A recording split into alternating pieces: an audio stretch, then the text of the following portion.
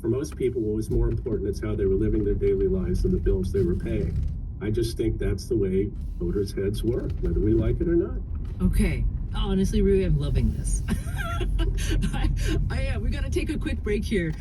When we come back, I still want to get to sort of your prescription for what the Democrats should do next. So we'll talk about that with Rui Teixeira in just a minute. This is On Point.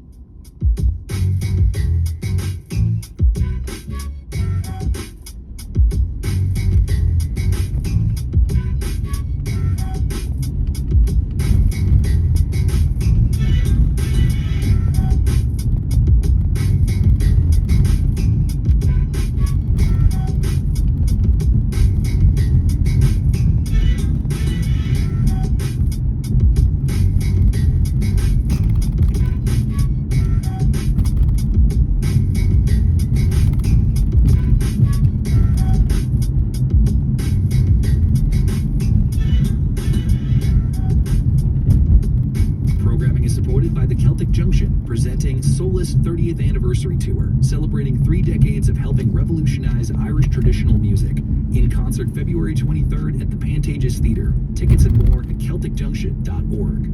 I'm Sean Lay, host of today's BBC NewsHour. France says rebel fighters must leave DR Congo immediately. They say they'll march on the capital. No survivors of the mid-air collision over Washington. And is a $50 painting of Van Gogh worth millions?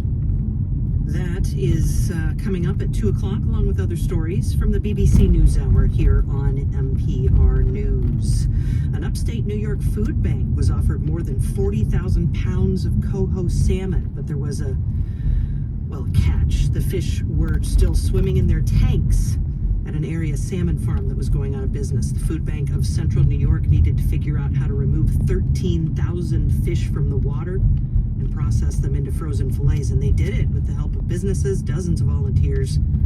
The salmon soon will be distributed among 243 food pantries and other institutions that feed the hungry. Breaking records all over the state here with temperatures. 49 now in the Twin Cities, broke a record from the 80s of 48. In Duluth, sunshine 39, Rochester 52.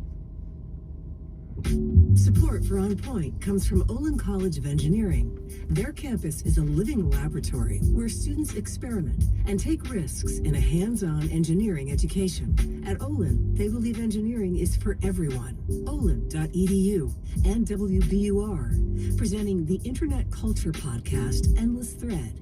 Feed your curiosity with untold histories, unsolved mysteries, and stories about technology, memes, and madness. Endless Thread. Listen wherever you get your podcasts. You're back with On Point, and I'm Meghna Chakrabarty. This weekend, the Democratic National Committee is voting for its new chair. And this election is happening at a particularly important time for the Democrats as they're doing some soul searching about their electoral loss, electoral loss in the 2024 presidential election. And because of that, we've invited Rui Teixeira to the show. He is a senior fellow at the American Enterprise Institute, and he's been watching the Democratic Party for decades. And Rui, I have to, just in full disclosure, my educational career is mostly in engineering, so I tend to look at the world through that lens. And I engaged in this little thought experiment the other day where I'm saying, okay, pretend like I'm an engineer and I have some materials in front of me, and those are all the materials I'm going to get. I'm not going to get anything else, but the materials I have in front of me is iron, right? And I'm trying to build something, but whatever I build keeps falling down. Just keeps falling down. But I'm constantly blaming the materials. I'm like, oh, the iron isn't pure enough. It wasn't, forged in the right way, etc. The problem is with the materials, but I can't get any more. If I don't change my design, failure is guaranteed. And the reason why I put that thought experiment before us today is I kind of sometimes feel the Democrats do the same thing. Their material, if I can put it that way, is the American people.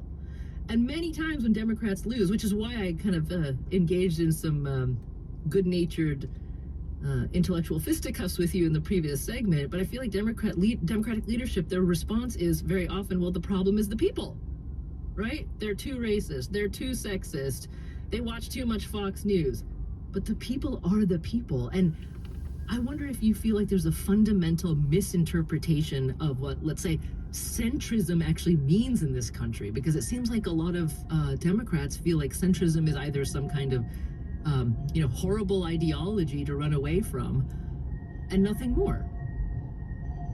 Yeah, centrism should really mean conducting your party in such a way that you do connect to the center of American politics.